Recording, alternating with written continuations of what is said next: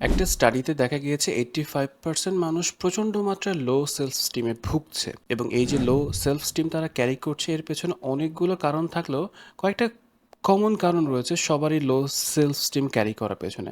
প্রথম যে কারণটি বলবো সেটি হচ্ছে ক্যারিয়ারে ফেলিয়ার, দ্বিতীয় যে কারণটি বলবো সেটি হচ্ছে রিলেশনশিপে ফেলিয়ার, অ্যান্ড তৃতীয় কারণ হচ্ছে কম্প্যারিজন। একজন মানুষ যখন লম্বা সময় ধরে এই লো সেলফ স্টিম ক্যারি করে, সে মনে করে আমাকে দিয়ে কিছু হবে না, আমি কিছু পারবো না, আমি ওর্থলেস, আমি লুজার, দেন একটা সার্টেন পিরিয়ড পরে তার ভেতরে ডিপ্রেশন জেনারেট হতে পারে, তার এংজাইটি ডেভেলপ করতে পারে, সেলফ ব্লেমিং জেনারেট করতে পারে, সেলফ গিল্টি ফিল হতে পারে, ইভেন দো ওই মানুষটা একটা সার্টেন পিরিয়ড পরে সুইসাইডাল আইডিয়েশনও ক্যারি করতে পারে।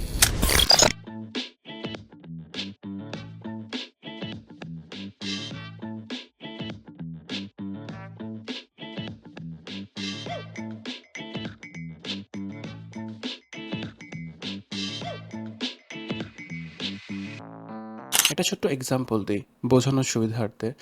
একটা মানুষ যখন তার কাছের মানুষের কাছ থেকে খুব ভালো ভালো প্রশংসা শুনে, কমপ্লিমেন্ট শুনে, তখন তার ভালো ফিল হয় যে আমি কিছু করতে পারি। আপনি মনে করেন আপনি বোলিং করছেন ক্রিকেট খেলা এবং উইকেট নিতে পেরেছেন এবং আপনার আশেপাশের মানুষ আপনাকে চিয়ার আপ করছে, মোটিভেটেড করছে, আপনি তখন বেটার ফিল করবেন। আপনার মধ্যে খেলার একটা আলাদা আনন্দ কাজ করবে। কিন্তু যদি এমনটা হয় আপনি বল করার আগে আপনাকে ডাউন ফিল করে কথা বলা হচ্ছে, তুমি পারবা না, তোমাকে দিয়ে হবে না, ও তোমার থেকে অনেক বেশি ভালো বোলার, তুমি ভালো বল করতে পারবা না, আপনার বোলিং করার মাইন্ডসেট চেঞ্জ হয়ে যাবে।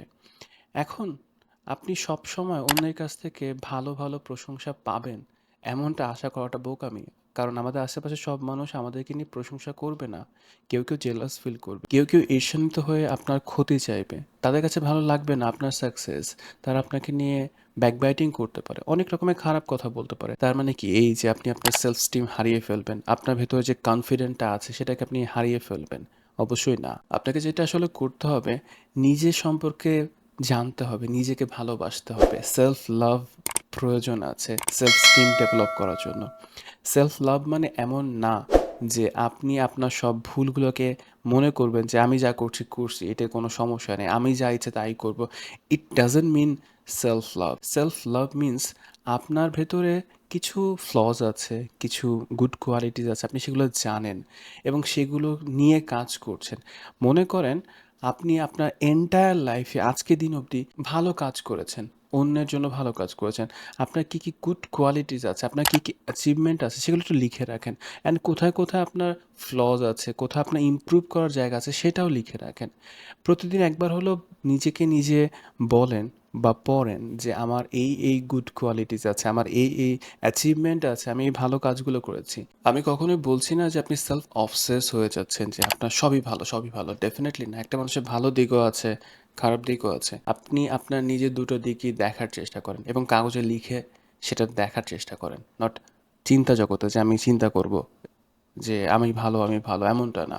কাগজে লিখে রাখেন, একবার দুবার করে পড়েন এবং নিজের ভেতরে self confident, self steam develop করার চেষ্টা করেন। আমি এটাও বিশ্বাস করি অনেক মানুষের লাইফে এত স্ট্রাগল আছে, এত পেইন আছে, যেটা আসলে শুধুমাত্র এই লিখে আপনি নিজেকে সেলফ অ্যাকনলেজ করলেই আপনার সেলফ স্টিম হাই হবে না। আপনার সেক্ষেত্রে প্রফেশনাল হেল্প প্রয়োজন আছে। তবে একটা জিনিস মনে রাখবেন, আপনি প্রফেশনাল হেল্প নিচ্ছেন বা নিচ্ছেন না, তার থেকেও বড় বিষয় হচ্ছে আপনি নিজেকে ভ্যালু দিচ্ছেন কিনা, নিজেকে ভ্যালুয়েবল মনে করছেন কিনা। বিকজ আপনি আছেন বলেই কিন্তু আপনার পেইনগুলো আছে, আপনার স্ট্রাগলগুলো আছে। আপনার যদি এক্সিস্টেন্স নাই থাকতো তাহলে আপনার কোনো প্রবলেম নেই, কোনো পেইন নেই, কোনো কিছুই নেই। তার মানে আপনার এক্সিস্টেন্সই অনেক ভ্যালুয়েবল। আপনি এক্সিস্ট করছেন দেখেই সব কিছু এক্সিস্ট করছে। সো আপনি আপনাকে কতটা ভালোবাসেন, আপনি নিজেকে কতটা ভালোবাসেন, নিজেকে একটু প্রশ্ন করে দেখেন। নেক্সট ভিডিওতে আমি শেয়ার করব আপনি নিজেকে কতটা ভালোবাসেন, কীভাবে অ্যানালাইসিস করতে পারেন, বা সিম্পল একটু নিজের সাথে নিজের সেলফ টক করতে পারেন আপনি আপনাকে কতটা ভালোবাসেন।